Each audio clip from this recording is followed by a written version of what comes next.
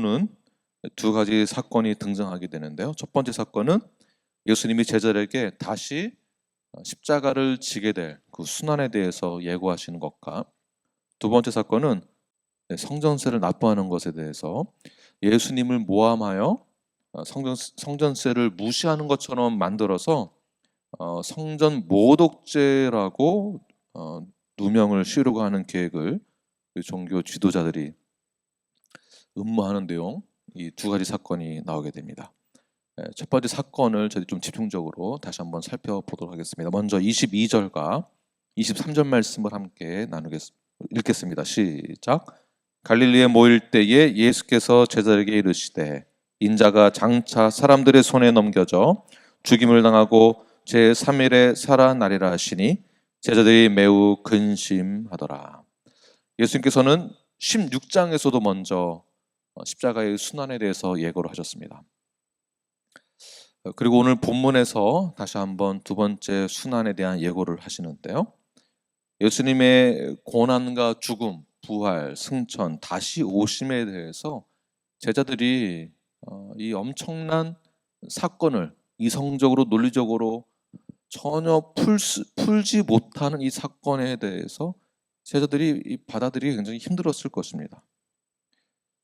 그래서인지 16장에서 베드로가 예수님의 순환에 대해서 말씀하셨을 때에 베드로는 그것을 막아서게 되죠. 그때 예수님에게 엄청나게 호된 책망을 받게 됩니다.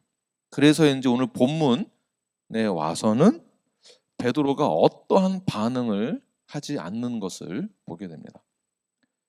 아무도 예수님의 십자가에 대해서, 십자가의 순환에 대해서 이의를 제기하지 않고 있습니다. 자, 그렇다라고 해서 제자들이 예수님의 죽으심과 부활, 승천에 대해서 이해를 다 했다라고 볼 수 있을까요? 예수님의 죽음과 부활을 이해했기 때문에 어떤 의의를 제기를 안 하는 것이 아니라 이 제기를 할 만한데도 또 혼날까봐 사실은 말을 안 하고 있는 것입니다. 오히려 그들은 예수님의 죽음과 부활, 승천, 그리고 다시 오실 것에 대한 소망과 비전을 바라보는 것이 아니라 오히려 그들의 마음속에 근심과 불안이 더 커진 것을 볼 수가 있습니다. 왜냐하면 제자들은 예수님이 정치적 메시아로 오셨다라는 것을 여전히 버리지 못하고 있었기 때문입니다. 예수님의 왕국에 대해서, 나라에 대해서, 예수님 우리 이곳에서 왕이 된다는 것에 대한 그것을 잘못 해석한 것이죠. 잘못 받아들인 것입니다. 그래서 마가복음에서는 오늘 본문의 내용을 이렇게 표현을 합니다. 함께 읽겠습니다. 9장 32절 시작. 그러나 제자들은 이 말씀을 깨닫지 못하고 묻기도 두려워하더라. 첫 번째 예수님의 순환에 대해서, 죽음과 부활, 승천하심에 대해서 어떻더라고요? 깨닫지 못했고, 그래서 그 결과는 두려워했다. 오늘 본문과 함께 비교를 하면 제자들은 깨닫지 못했고 두려워하고, 오늘 본문에 나아가서는 매우 근심했다. 두려워하고 근심했다. 왜 그렇습니까? 십자가의 의미를 여전히 깨닫지 못했기 때문에 그런 것이죠. 근심하고 두려워한다라는 것은 부활에 대한 이해가 없다라는 것이고요. 우리가 신앙생활에 두렵고 근심한다라는 것은 신앙생활이 그냥 복에 관련된 것으로만 생각을 하고 있기 때문에 진정 예수님의 그 죽으심을 깨닫지 못하니까 부활도 이해를 못하는 것이고, 다시 오실 예수 그리스도 그 메시아에 대한 존재 의식도 인식도 하지 못하게 되므로 두려워하고 근심하게 되는 것이죠. 그러니 죽음을 말을 하니까, 고난을 말을 하니까 두렵고 불안한 것입니다. 부활에 대한 기쁨과 소망보다는 슬픔과 애통과 아쉬움 때문에 더 두려워하고 근심하는 것입니다. 부활의 소망보다는 죽음의 권세 때문에 두렵고 근심하게 되고, 그러니 이 땅 가운데 아쉬움만 더 남게 되는 것입니다.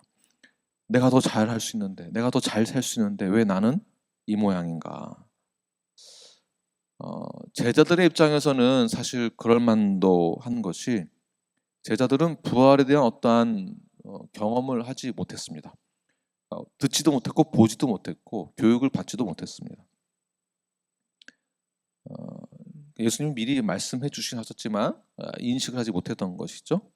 그러니까 부활에 대한 지식이 없기 때문에 지금이야 저희들은 성경을 읽고 이제 그때 그 상황을 배워서 알고 있기 때문에 예수님 죽으셨지만 부활을 하실 것이다라는 이 스토리를 다 알고 있기 때문에 예수님 죽으신과 부활을 크게 충격적으로 우리가 와닿지는 않습니다. 피부로 와닿지 않는 것이죠. 그런데 그들은 왜 그렇게 두려워했는가? 첫 번째는 이 본문에서 알 수 있는 것은 인간이 이렇게 불완전하다는 것을 저희들이 볼 수가 있습니다. 인간적인 두려움에 휩싸였기 때문에, 인간적으로 불안하기 때문에 그 불안감 때문에 의해서 그 더 이상을 바라볼 수 없는 것이죠. 그러나 우리가 불완전하고 우리가 불안한 존재라고 해서 여기서 멈춰서서는 절대 안 되는 것입니다. 십자가의 고난이 있는 것도 저희들이 이해를 했다고 한다면, 이제는 절망이 찾아오거나 위기와 죽음 앞에 섰을 때에 우리의 신앙은 절대 여기서 멈춰서서는 안 되는 것입니다. 불안한 존재로 남아서는 안 된다는 것이죠. 우리의 신앙은 여기가 끝이 아닙니다. 인간은 불완전하다고 해서 그냥 여기서 끝내는 것이 아닙니다. 23절을 다시 한번 보게 되면, 죽음을 이기고 어떻게 해요? 제3일에 살아나리라. 죽음 뒤에 다시 살아난다라는 그 부활에 대한 소망까지 가는 것이 우리의 신앙의 목표가 되는 것입니다. 다시 말해서 죽음 너머의 부활 사건, 부활이 있다는 것은 우리에게 소망이 있다는 것이고요, 그 앞으로 찾아올 그 영광을 바라보고 우리는 그 길을 나아가는 것입니다. 현재 우리의 상황을 보게 되면 불안하고 두렵고 근심이 있을 수밖에 없습니다. 나의 불투명한 미래를 보면 근심과 두려움밖에 없습니다. 내 건강 상태를 보면, 내 수준을 보면 불안하고 근심이고 두려움밖에 없습니다. 20대 때는 두려움이 뭔지를 몰랐습니다. 30대가 되어서도 잘 못 느꼈습니다. 이제 40대 중반이 되니까 일어나지도 않을 일에 대해서 생각을 하면 불안하고 두렵습니다. 그러다 보니 50대가 되면 얼마나 두려움이 더 많아질까 더 걱정이 됩니다. 60대가 되신 분들을 보면 왜 저렇게 사시나 하는 생각이 들 때도 있습니다. 그 모습이 내가 되지는 않을까, 내가 그 상태가 되지 않을까라는 염려가 되기도 합니다. 이 불안함과 두려움과 걱정과 근심은 시간이 지나면 지날수록 사라지는 것이 아니라 사실은 더 많아지게 될 것 같습니다. 그러나 중요한 것은 여기서 끝나는 것이 아니다라는 것이죠. 우리가 건강 상태가 좋지 않아서 걷지 못하고 마음대로 움직이지 못하는 상황 가운데에서 불안이 찾아오고 근심이 찾아오고 여러 가지 압박 가운데 있을 때에 우리가 생각하는 그러한 신앙은 일반적으로는, 또는 신앙의 성숙함이 없다고 한다면, 주님이 십자가에서 고난을 받고 죽든지 말든지 살아나든지 말든지 나하고는 사실 아무런 상관이 없는 것입니다. 피부로 와닿지 않는 거죠. 제자들이 아마 그랬을 것입니다. 실제 예수님이 죽은 것도 아니고 지금 나 옆에 같이 있는데 지금 내가 불안한 거는 지금 당하고 있는 고통이거든요. 이스라엘이 겪고 있는 로마로토의 압제 가운데 겪는 그 고난은 이루 말할 수 없는, 그리고 과거의 그 영광을 되찾지 못할 것 같다라는 불안감 때문에 현재 살고 있는 그 삶의 무게가 엄청나게 무겁고 힘이 드는 것입니다. 이 문제를 해결할 사람은 정치적 메시아인 예수님인데, 예수님이 죽는다고 하시니 환장을 노리신 거죠. 교회 다니고 신앙생활 열심히 하고 기도 열심히 하면은 문제가 해결된다고 하는데 그거 아니라고 하니까 그럼 내가 뭐하러 신앙생활을 하나, 내가 뭐하러 예수를 믿나라는 생각을 하게 된다라는 것입니다. 십자가가 나와 무슨 상관이 있는가?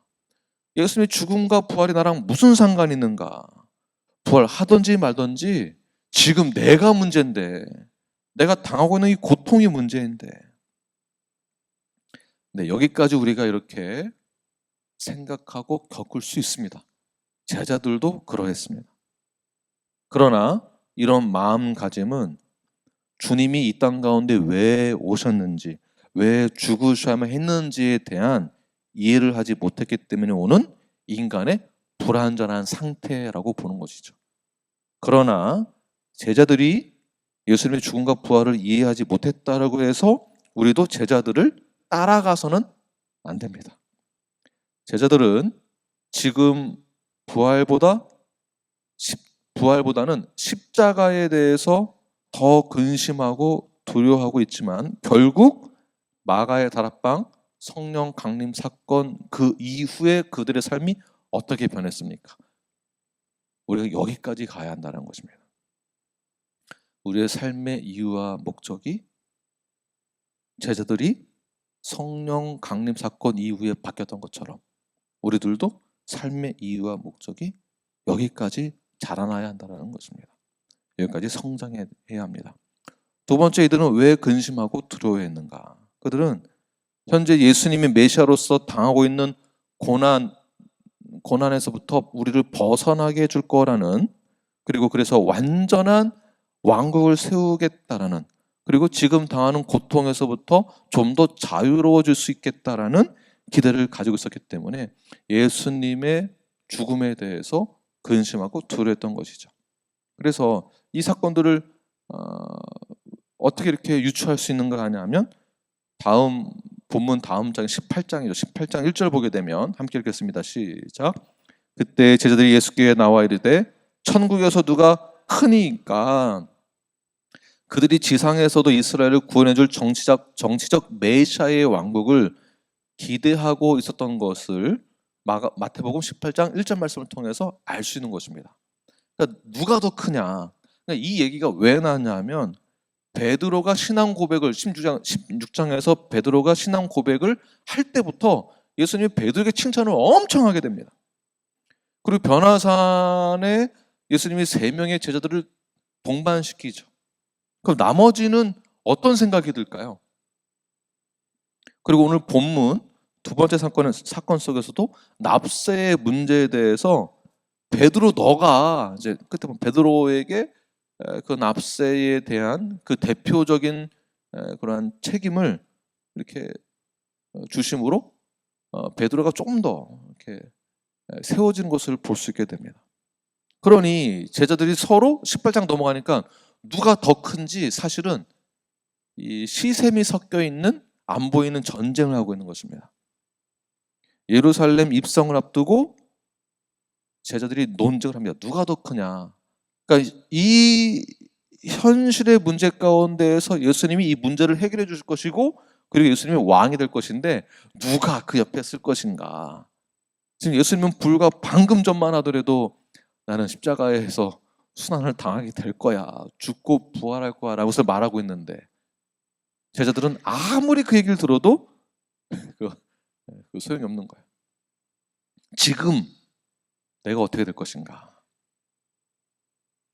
자, 이 말은 결국 예수님이 이스라엘을 구원해줄 정치적 메시아이시고 그리고 예수님이 왕이 된다면 서로 누가 큰 자리를 맡게 될 것인가. 그러나 예수님은 십자가에서 죽는다고 하시니 그들이 이제 막 헷갈리는 거죠. 불안하고 두려웠다가 또 싸웠다가 한 자리 하려고 했다가 또 불안하고 왔다 갔다 하는 것입니다. 제자들은 어떤 생각을 하고 있었을까요?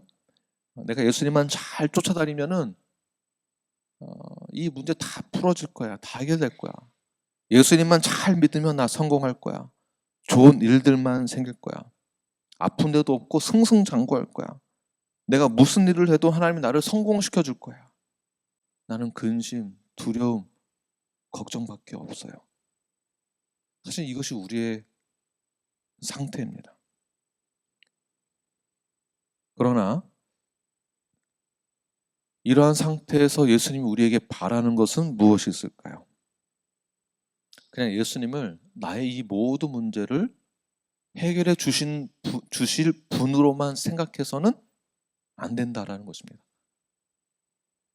예수님이 내 문제를 해결해 줄 사람으로만, 메시아로만 오신 것이 아니다라는 것이에요.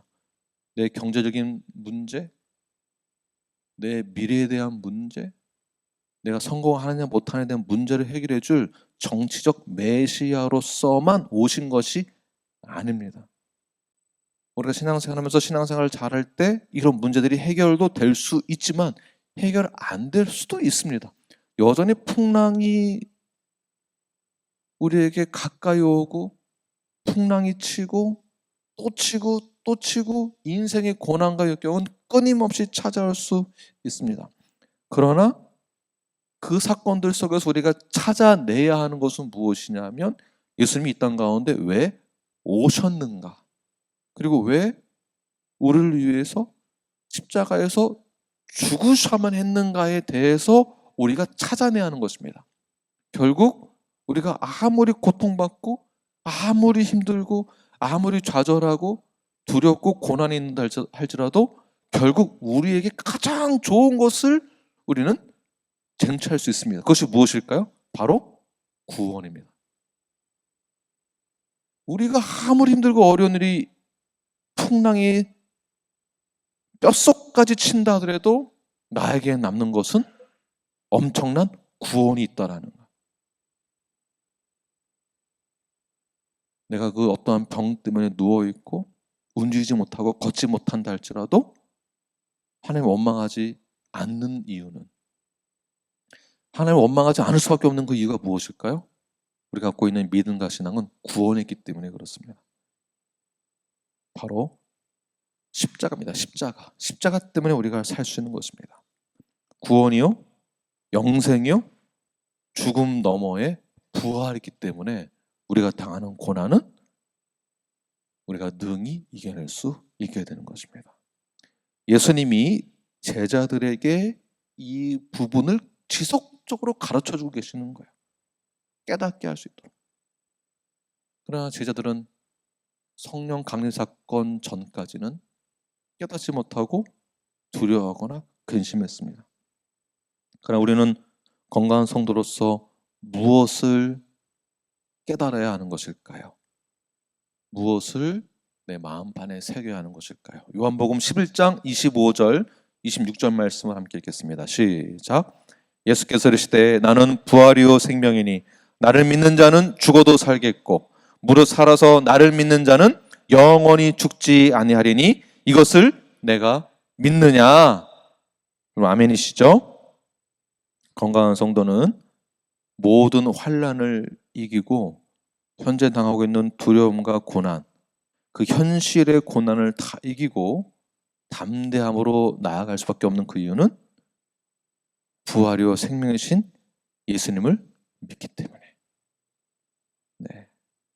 그럼 믿는 자는 영원히 죽지 않는다는 것 또한 우리가 믿기 때문에 지금 당하는 고난 힘들고 어렵습니다. 네, 그렇습니다. 힘들고 어렵습니다. 슬픔과 좌절이 있을 수도 있습니다. 나는 이제 끝이구나 라고 생각할 수도 있습니다.